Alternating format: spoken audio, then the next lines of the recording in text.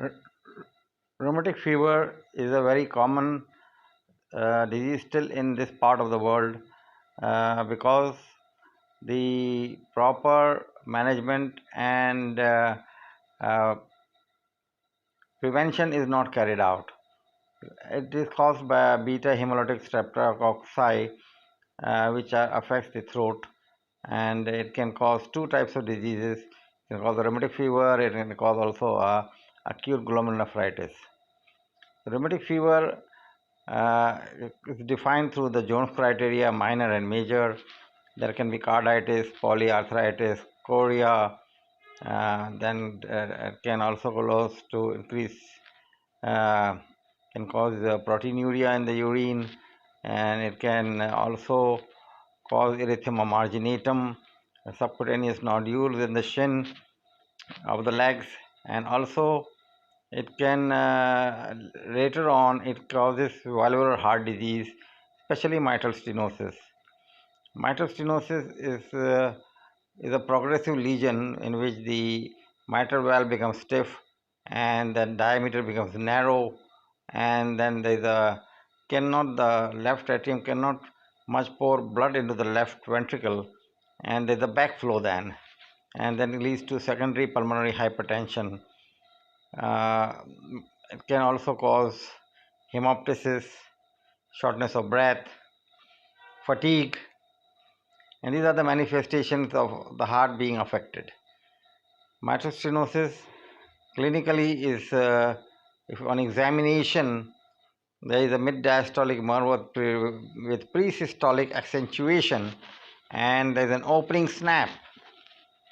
It also causes, in the long term, irregular heartbeat, atrial fibrillation, which then has to be managed with anticoagulants, warfarin, sodium, and the warfarin, sodium has its own problems. The INR has to be managed, and it has to be kept ideally between 2.5 to 3.5, and if it goes above 4, it's a matter of concern, and if it hovers around 2 or less than 2.5, then it's a matter of concern, because then we have to stop the prothrombotic state and prevent a thrombus forming and an embolism occurring, which can lead to stroke and loss of limbs and loss of the renal circulation too, leading to renal failure. Warfarin in the long term has its complications. It can cause osteoporosis, and another thing with mitral stenosis is there is a high rate of complications in pregnancy, and there is a high morbidity and mortality. So this has to be very closely followed up with a cardiologist, a good OB/GYN team, and a critical care management. Now still there is a contemplation of use of novel oral anticoagulants, but still warfarin remains the cornerstone of therapy. Uh, Mitral stenosis is one of the valvular disease. Another is other in order the tricuspid valve, the aortic valve, and in some cases pulmonary valve can be affected too. And this has to be followed up clinically, and ECG, echocardiogram, uh, uh, visit to an internist and a cardiologist, and there are actually warfarin clinics in other parts of the world, uh, because there are so many patients on warfarin other than mitral stenosis, other than rheumatic fever, because of cardiomyopathy and atrial fibrillation and other irregularities of the heart.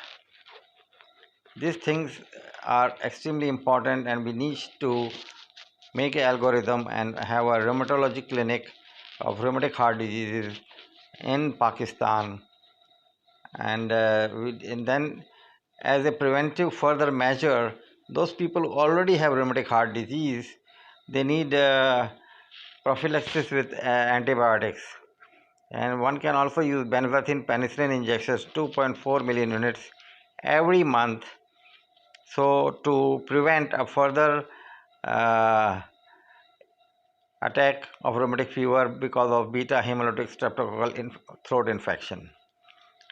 Other than that, we need to develop